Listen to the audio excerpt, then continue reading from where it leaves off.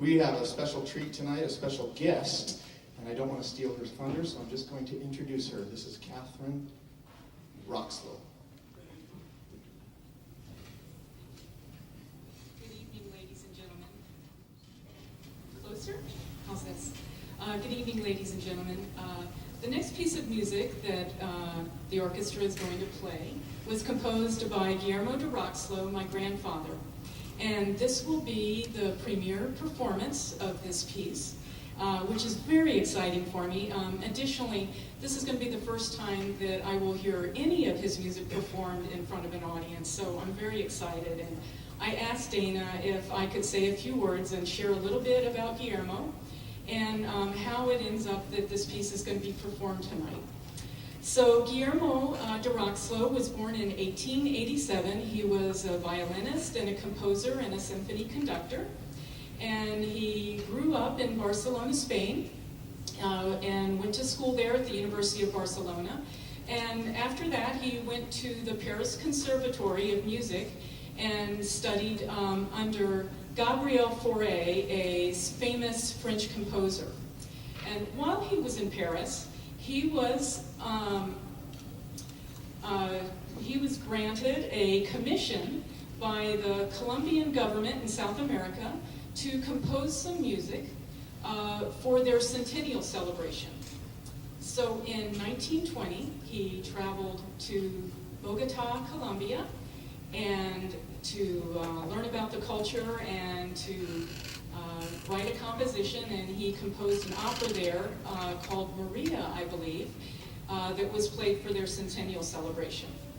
Now, in the 1920s, if anyone knows their world history, Spain had a very long civil war, and it was a very dangerous time for my family.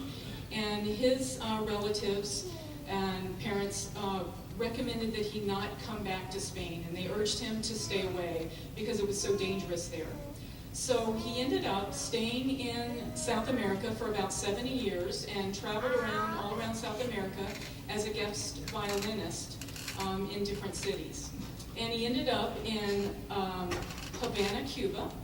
And in Cuba was not the Cuba we know today. It was a very vibrant city with beautiful beaches and casinos and a lot of culture. And he organized a symphony orchestra there and conducted for about 3 years. And while he was there, he met an American who agreed to sponsor him to the United States. So in 1932, my family, not knowing any English, not having much money, knowing one family, moved to Charlotte, North Carolina. And Guillermo there started the first Charlotte Symphony Orchestra. And he conducted there for about 12 years. This was an honorary position, which means no money. He was not paid for the position at first. I think at the end they said that he made about $100 a year. And there was no money for music, and my dad remembers him writing out all the musical sheets for each piece of music that the symphony played his whole time, the whole 12 years that he was there. So in 1945, he moved to Phoenix, Arizona, and he was here for about 3 years and started a chamber orchestra and also led the symphony orchestra in some original compositions that he wrote. After that, he moved on to Seattle, and he died in about 1966. So about a year ago, my dad gave each of his 4 children some of the original music that my grandfather had written. And it's really beautiful because it's all handwritten. And he gave me this piece in particular because I lived in Phoenix, and it was written in 1946 when he lived in Phoenix. I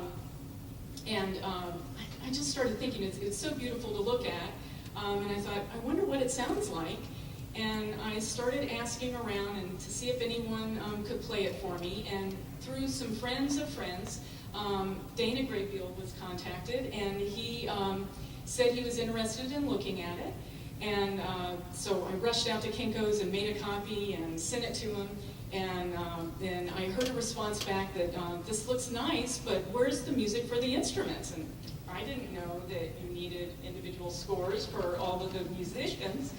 And so it ends up this was probably never played because there weren't individual music pieces for each of the musicians.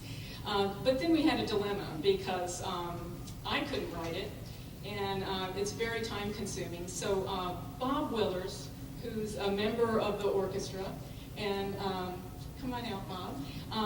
Bob graciously volunteered his time and his talents to make all the music that all the musicians have this evening.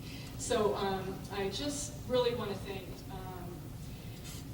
Dana for making this evening possible, and Bob for his all the work that he did to put this together.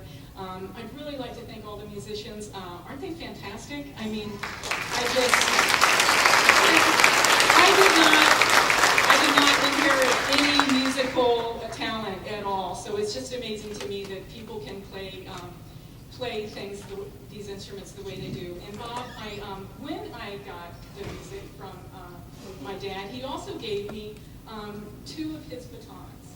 And I was wondering if you would mind using one of the batons this evening to play. I've got 2. This one is a fairly sturdy baton. I think it's made out of pine. And my dad said he was very strict. He was a very strict disciplinarian, so I kind of imagine this is the one he used to wrap people's heads in knuckles.